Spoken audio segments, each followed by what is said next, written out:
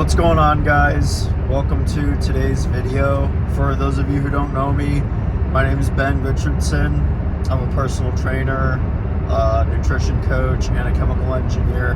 And today I'm just going to talk about the habits in order of importance. Now, I've seen a lot of other YouTubers go over some kind of ranking system, and it's like they throw them into categories. I'm just going to order them, in my opinion, in increasing order of the least to the most important. Now, I would say all of these are definitely important, but it kind of, there's like a hierarchy. Some of them are more important than others, and some of them you absolutely should be doing. Others, I mean, if you miss a few days, then it's not going to be that big of a deal. But this is sort of meant to be the ultimate self-improvement habits ranking video. So let's go ahead and dive in. Number one, absolutely is nutrition. Now, the reason I say nutrition is the most important is because you eat food every single day.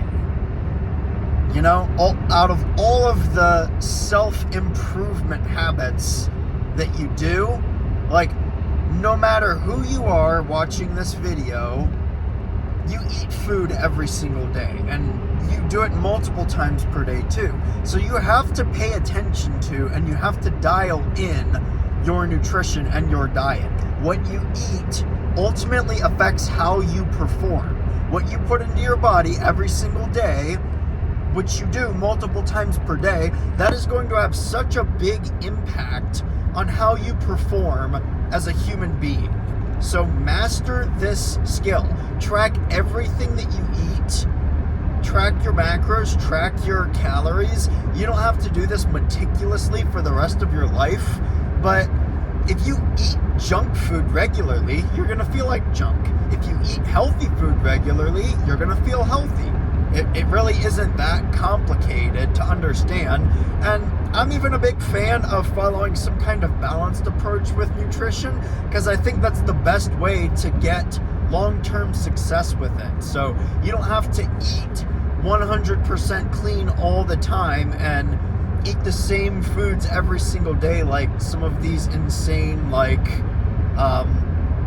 lifestyle gurus who are all about, like, optimized productivity and stuff. I mean, me personally, typically Monday through Friday, I'll eat Greek yogurt every single day for lunch, but you don't have to do that. I mean, if you enjoy a good variety in your diet, and you can even have a little bit of a variety with whole healthy foods and a little bit of junk food, just so you don't feel like you're following this super restrictive diet and you feel like you're banging your head against the wall, nailing in your nutrition. But the things that make the biggest overall impact are just eating enough calories and getting a good balance of macronutrients. Because when you dial in your calories and your macronutrients, if you're eating enough food and you're fueling it, and you're fueling your body properly with enough fats, carbs, and protein, you're gonna feel your best while you're dieting. So nutrition is absolutely number one, because you eat food every single day, multiple times per day. You master your nutrition and you're gonna be blown away by how much better your life is going to get, how much better you're gonna feel.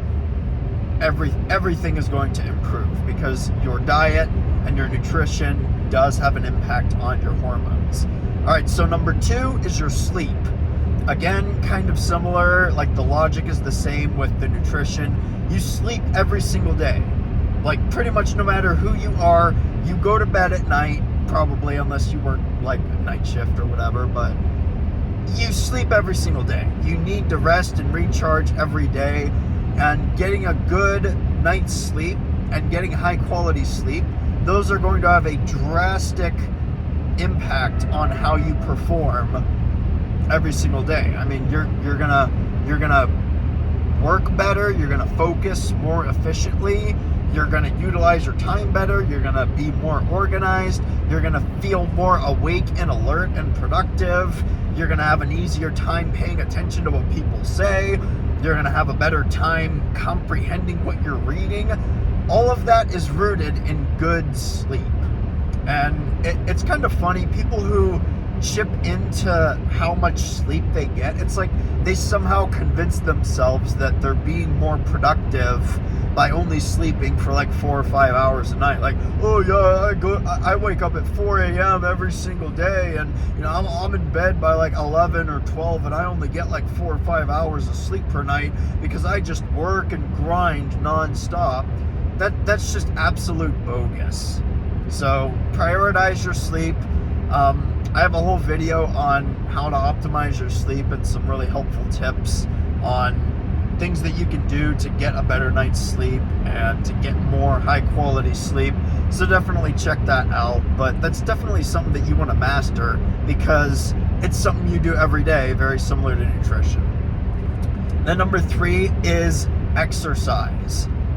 These are really and truly the basics and the very fundamentals. We haven't even gotten into things like meditation or affirmations or nofap or staying off social media and desexualizing your brain and whatever other, reading books and stuff like that. We haven't even gotten into any of those. These are the absolute basic fundamentals. If you're not doing these things, then none of the other things are really going to help all that much or make that big of a difference, in all honesty, because these are things that are going to have a quick impact in how you perform and how you work and how you feel. Like how quickly you're going to see results just dialing in these 3 things. It's going to have the biggest impact. So with exercise, you specifically want to be strength training. So working out is good and exercising is good, and lifting weights and all that, it's all great and fine and dandy, but you want to be lifting weights to get stronger, not just pumping out a bunch of reps and trying to maximize your muscle size and gains and all that. You want to be lifting heavy ass weights so that you are strengthening your body. So if your workout routine is not specifically designed with the purpose of lifting heavier weights week after week and getting stronger and building your body up and building dense, lean muscle mass, your workout routine is ineffective. And I'm sorry, if you're a dude watching this, the overwhelming majority of people who watch my channel are dudes, so I'm kind of just assuming you're a dude. If you're like one of the 3 chicks that's watching this, then, thanks for watching, welcome. But I'm sorry, if you do not have some kind of strong desire to hit the gym and lift heavy ass weights, and even if you don't have the desire, even if you don't really want to, just do it anyway. If you don't have the desire to strengthen your body and lift heavy ass weights, you're a little bitch. Seriously, suck it up. It's not fun. To this day, it is very uncomfortable for me to lift heavy ass weights when I go to the gym, but I do it anyway. And yeah, I do really like doing it, but that doesn't mean it's not uncomfortable. It's not always fun to push my body to its absolute limit to lift at my body's strength potential every single time that I go to the gym. That is an uncomfortable thing to do, but I do it anyway. And I do not understand for the life of me how grown-ass men are out here and they just have no desire to go to the gym and lift heavy-ass weights and focus their training on getting stronger and throwing more plates onto the barbell or strapping on more weight to themselves when they do dips or chin-ups or something. It's like, you are a little bitch. There really is just something so manly and masculine about lifting heavy weights. So make that a priority. Build your body up, get stronger, lift heavier weights. You don't need to be like a freaking professional power lifter or anything, but hit the gym and train your body to get stronger. A strong body is a healthy body. That has always been my mantra, and it always will be.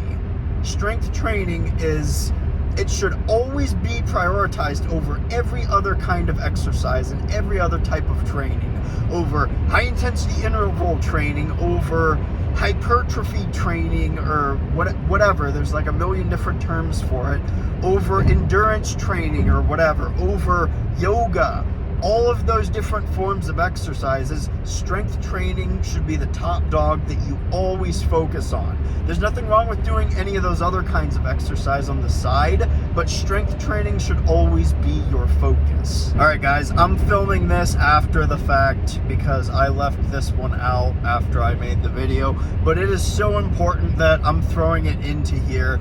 And this is the habit of financial management. Because here's the thing, it does not matter how much money you make per year. If you don't know how to manage finances, you will never be successful.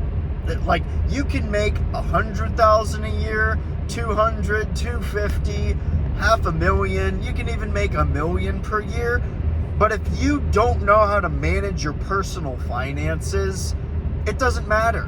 Because here's the thing about finances. Most people fall into the trap of spending more once they start making more. So, you know, your very typical climb the corporate ladder kind of thing. You know, you start off at, let's say, $50K job. You know, it's not a horrible job, but, you know, you're making some money, and you work your way, you climb your way up the corporate ladder, up to 70K per year, 80K per year, 100K per year. Then you're like at some executive. By the way, all of this takes course over the place of probably like several years, if not decades. But eventually you climb your way up to making well into the mid, 100K. Who knows where this number will be, years and years down the road, because of inflation and stuff.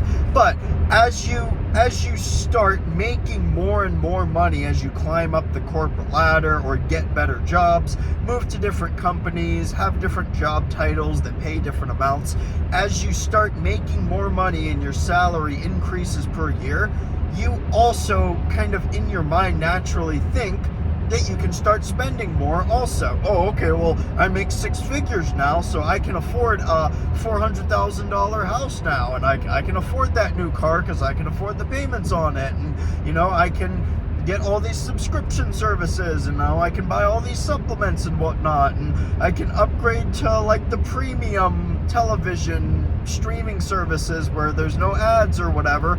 I don't know, but the general trend is that as people make more money, they start spending more money also. And that is both stupid and poor financial management. Because, there's nothing wrong with spending a little bit more and, having nice things and whatnot as you start to make more money, because wealth is, in fact, something that you build. But if you're making $500,000 a year and you buy a $1 million home and you buy a $200,000 car or whatever, and you start buying Rolexes and all this, high-end brand clothing stuff or whatever, like, you've increased how much money you spend even though you make a lot of money. And that is poor financial management, because it doesn't matter how much money you make. You haven't mastered the skill of excellent financial management. Now, this doesn't mean that you have to be a cheap piece of crap or whatever, but at the very, very minimum, the number one financial management skill that you must master to have excellent success with finances and money is to track everything. You should know how much money you make per month, and you should know how much money you spend per month. It's not rocket science, and you should allocate every single dollar that you spend to accomplish a certain task. There's the good old 3 categories that Dave Ramsey thinks of, and I think those are good ones. There's money that you save, there's money that you spend, and there's money that you give. And I think it's a good thing to give to charities and give to, in my case, churches or something. That's a good thing to do. It's a good thing to save your money, or I would say it's better to invest it, but, make your money work for you instead of work for your money. So you should be putting your money in a place where you kind of have access to it, but it's also growing. So whether you want to call it saving money or investing money, whatever. You should be putting aside some money that works in the future somehow. And then there's just money that you spend on things like, living expenses or groceries or gym membership, because, you need a gym membership, because I know you guys are hitting the gym and doing strength training like I talked about. So I wanted to insert this one. I made it after I finished the video, but it's so important that I went back and recorded it. You must master your financial management as a habit. Every single day, you should at least budget every single month. It might not be something that you have to do every single day, but me personally, every single time that I swipe my credit card, I go into my monthly budget and I punch in whatever I spent money on, and I allocate it into whatever category. So I'll have gas money and rent and internet and streaming services and supplements. What are a few others? Car insurance. I don't know if I said groceries, but groceries is one. And then how much money I put in my savings account, how much money I invest in stocks, and how much money I spend on utilities. I have all these categories for different things, and maybe when you first start budgeting, you won't necessarily know how much to allocate for each of those. I mean, there's some things that are set, like your rent and your internet bill, but you might not have a good idea of how much to allocate for all of those. Like, for instance, maybe you have a clothing budget category, and you don't know if $100 a month is a reasonable amount of money to spend on clothes. Maybe you spend more than that. Maybe you don't spend any money at all. But when you first start off, just try to take a guess. And as the months go on, and you do this every single month, you can look back at your history and get kind of a better idea of how you should be budgeting your money every month. So master your personal financial management. This is a habit that is absolutely going to change your life forever. Whether you start a business or whether you remain an employee for the rest of your life, no shame in either of those things. But mastering your finances, it is a crucial skill that you should have a grip on. Okay, so the next thing, these are more so like lifestyle habits that I have personally found to be very incredibly helpful. And number one, I guess this is technically number 4 on the list, is desexualizing your brain by reducing the amount of stimulation that you expose yourself to on a daily basis. So this is kind of a very blanket statement, or a kind of a generalization, but this can be things like watching porn, watching too much TV, scrolling on Instagram or Facebook or Twitter or whatever it's called now, X, social media in general, scrolling on dating apps, playing too much video games. And I even think there's some kind of sense in stimulation of going and hitting the gym, and you're like surrounded by all these hot, attractive girls that are fun to look at. So, I mean, when you layer all of these different stimulations on top of each other, it sort of trains your brain to need to take things to the next level to experience a nice stimulation. So reducing and cutting back on those layers of stimulation, that's really going to help. It's going to help your brain just feel more clear, and it's going to eliminate so much brain fog that you likely are experiencing throughout the day. Now, I'm not saying that you have to like cut all those things out cold turkey. Maybe except for porn, I would recommend just don't watch porn, guys. I mean, it's bad for your brain.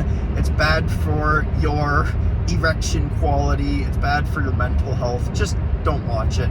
But things like watching TV, or like going to the gym and also taking pre-workout, and also listening, like blasting music in your ears, when you layer all that dopamine hitting activity, if you will, that's what I'm going to call it. When you layer all that together, every single time that you hit the gym, your body is very stimulated. Same with things like, I don't know, watching TV or playing video games, and porn's another example, or really just jerking off and ejaculating in general. There's a sense of stimulation that comes with all of those things, and cutting back on the layering of all those stimulations, that's going to have a really powerful impact on how your brain works and functions, how you focus, how alert you are, how social you are. Your life is just going to be awesome when you kind of start to cut back on these, or I would say at the very least, just go through a period where you really cut back on these. I'm really not a fan of doing things extremely, but I mean, if you want to try to like completely detox your brain or whatever, sure, go ahead, cut all these cold turkey. If you think you're hardcore enough to do that, fine, go ahead. But I would definitely, at a bare minimum, recommend that you just cut back on them. So desexualizing your brain, unstimulating your brain, or cutting back on the amount of layers that you stimulate yourself with, that's going to have a very powerful impact on your overall performance as a human being. So another thing that I think is very powerful is taking cold showers. I don't take cold showers every single day of my life, but I think cold showers are powerful because there are physiological benefits to it. It has been shown to increase dopamine levels, but for me, it really is as simple as regularly exposing myself to uncomfortable environments or situations. Like, taking freezing cold showers does not get more fun the more often that you do it. So no matter how many times that I hop into a freezing cold shower, like, it doesn't get any more fun or enjoyable every single time that I do it. So regularly exposing myself to that, because I would recommend you regularly shower, because if you don't, that's kind of gross.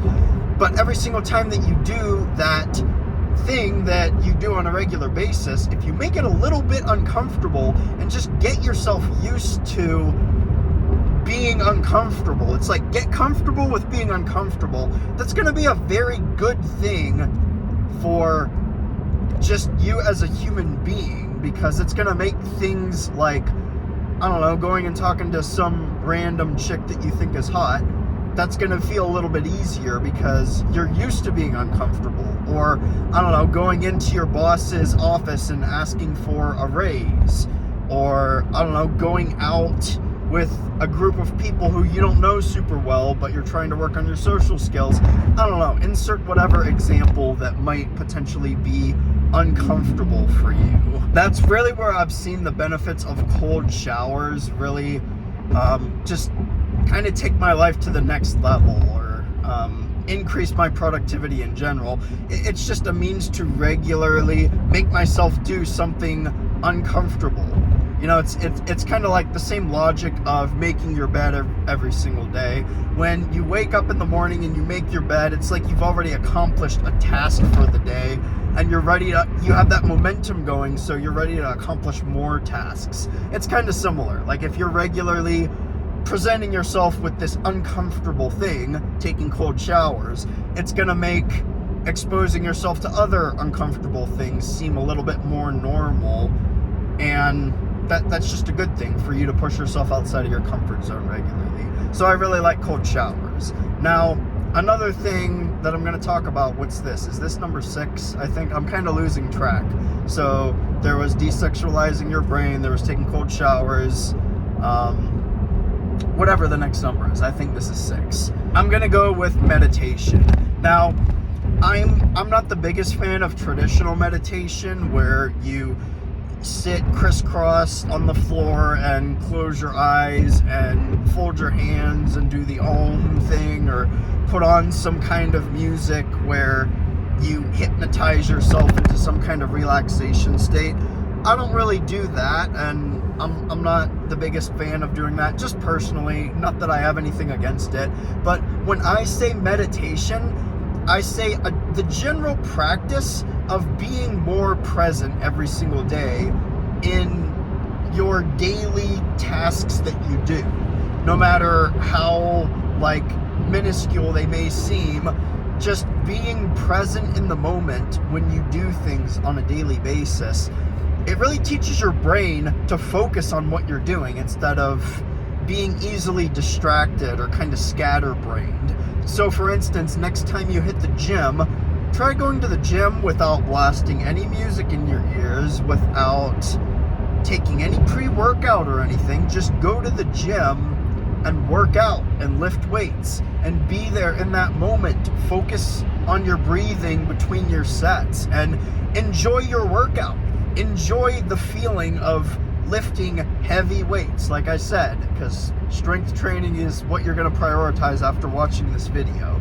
Just be there in that moment. And, same if you go on a date with some chick, just be there in that moment. Put your phone on focus mode and enjoy that moment. Be in that moment. Enjoy that night with that girl. Or even something as simple as driving on your way to work. Just turn all the music off and enjoy your drive. Enjoy the view, or try to find things that you haven't noticed before on your drive. Or, other simple things like, I know one kind of a little exercise that you can do to practice your social skills and just being a little bit more present is to keep a list of people's eye colors, because you're looking people straight in the eyes when you're talking to them and making eye contact when you're having an interaction with them, essentially. And that really helps you be a lot more present in the moment, because you have to pay attention during that interaction to take mental note of that person's eye color. So those are just a few examples. There's all kinds of different ways that you can be more present doing day-to-day things, but it's kind of a combination of not allowing yourself to be distracted or think about what the future holds, or worrying about the past or anything. Like, you live life in the present moment, day to day.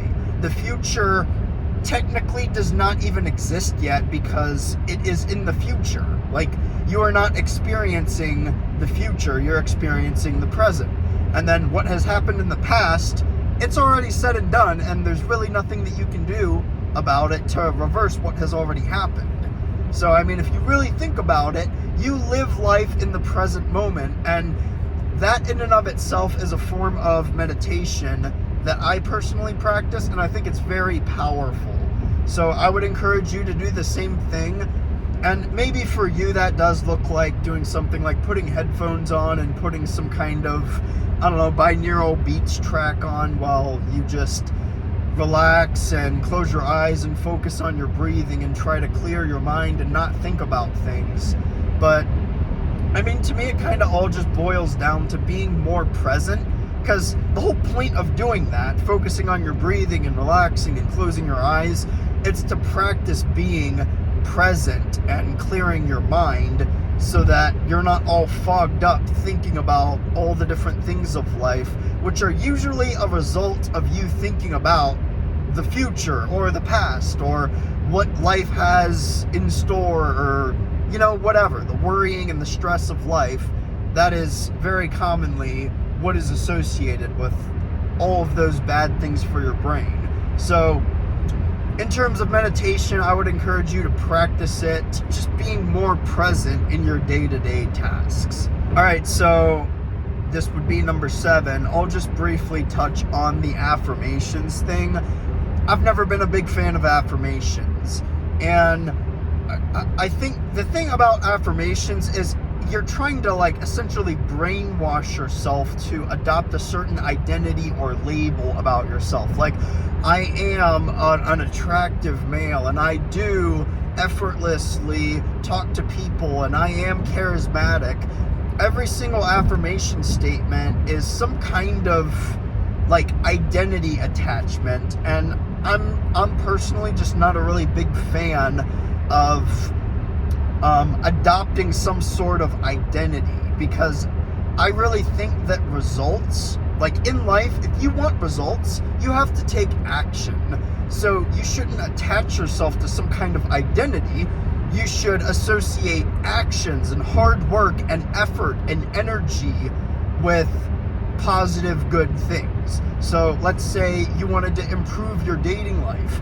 Instead of listening to all these affirmations about I am an attractive alpha male and women can smell the testosterone on me and I am effortlessly charismatic with women and I'm good at talking and flirting with women, and like all those affirmations that are like I am statements, try to focus more so on, if I put in the work and I get better at dating, if I talk to more girls or approach more girls and deliberately go out of my way to work on flirting with girls, if you associate actions with results instead of identities with results, you will get better results because you control your actions. Whereas the identity that you adopt, you don't necessarily control that. I mean, maybe to some extent you do.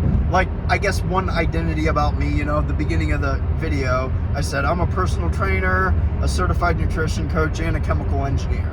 Yes, I am those things, and those are, I guess, technically identities. But to reach the point where I adopt those identities, I had to take certain actions, like get a chemical engineering degree, get my nutrition coach certificate, or get my personal training certificate. I had to do actions and pass the courses and stuff to get to that point. And the reason I am any of those things is because of the actions that I took. So try to dissociate affirmations with like adopting a certain identity and try to focus more on the actions that you can take to get the results that you want. All right, so the next one I'm going to cover is reading. I guess this is number 8. Now, reading is a great thing to do. I've read a good handful of like personal development books in my day. I am by no means one of these like, oh, I'm gonna read 1 or 2 books every single week kind of guy. I'll probably read like a few books per year, and I mean, that's about it. I think with reading, it's good to get in the habit of getting a solid 20 or 30 minutes of reading in per day. And I'm more of like the kind of reading content that I enjoy is personal development or more educational stuff to consume. I mean, I don't really read for pleasure. Like, I don't read stories or novels or fiction or any of that. I mainly read for educational purposes, how to get better at sales, different marketing strategies, or business or nutrition and training and all these things, or like going through scientific literature and stuff. That's the kind of reading that I like doing. It's very seldom do I anymore read some kind of personal development book unless I find a book that I really, really like. I think that's kind of a determining factor for me, is if I start reading a book and I really enjoy it, I'll go ahead and finish it. But if I start reading a book and I'm a few chapters in and I'm not getting a lot out of it, or it's just a really boring book, or the author didn't write it very well, I just stop reading it. Like, I'm not going to force myself to finish it, because to me, personally, I feel like that's kind of a waste of time. It's like if you started watching a movie that was really, really bad, for whatever reason, as human beings, we seem to feel the need to finish things to completion. But if you're an hour into a movie that sucks, like, turn it off. If there's like a meal in front of you and it's a lot of food and you're halfway through eating the meal and you're full and satisfied, it's okay if you stop yourself from eating the whole meal. I mean, it's okay to have leftovers. I mean, I'm all about like being manly and macho or whatever, and like, eat like a Viking, but like also listen to your body and don't feel like the need to finish things for the sake of finishing them. That could kind of get into like a whole side discussion on like quitting and stuff, and like I think there's something to be said about having perseverance and persistence. But I mean, there also comes a point where it's like you got to know when it's time to not even quit, but I'd say move on to the next thing that is going to benefit you as a person. So there you have it. That's my personal list of self-development habits ranked in order of most important to, I'd say, kind of least important. I would say all of these are important and they're all good things to do. And I certainly didn't cover all of them. I mean, even just off the top of my head, I'm thinking about things like cutting out alcohol or cutting out weed from your life. Things like that. I didn't really cover them, but this is already a pretty long video, so I'm just going to cut it off here. So let me know what you guys think down in the comments below. If you would rearrange this list, how would you do it? This is just my personal take on what you should focus on and the things that have made the biggest impacts in my life personally. So yeah, feel free to let me know in the comments what your thoughts are, what your order is personally, or what other self-development habits that I left out. And let's just chat about it in the comments below. So if you've made it this far, I'd really appreciate it if you subscribe to my channel. I talk about all sorts of things like lifestyle tips that you can do to increase your testosterone and your health and live a more productive and healthy life. Most of my content is geared more towards nutrition and exercising for the sake of optimizing your testosterone levels naturally, because I think that's a good thing for men to know how to do in this day and age of, decreasing testosterone levels every year by 1%. But anyway, I'd encourage you to subscribe because I do post videos like this every single week and you don't want to be missing out. So hit subscribe and turn the notification bells on too.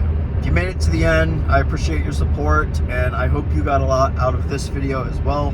Good luck in all of your personal development endeavors and nailing those habits to live a better, more productive life. Thanks for watching again, everyone. Take care and I'll see you in the next video.